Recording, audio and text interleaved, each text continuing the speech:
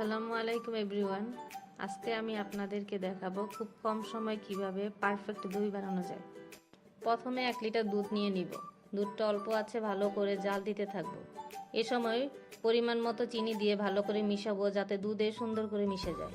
এখন আমি দই বীজটা ভালো করে ছেঁকে নিব যাতে অতিরিক্ত পানি বের হয়ে যায়। তারপর হুইস দিয়ে ভালোভাবে ফেটে নেই যেন একদম ক্রিমি হয়। এখন এই দই বীজটা হালকা গরম দুধে ভালোভাবে মিশিয়ে নেব। মেশানো হয়ে গেলে দুধটা যে কোনো পাত্রে ঢেলে নেব। যে পাত্রে বসাবো সেই পাত্রটা আমি হালকা আঁচে 5 থেকে 10 মিনিট গরম করে নিব। এরপর নড়াচড়া না করে 3 থেকে 4 ঘন্টার জন্য রেখে দেব।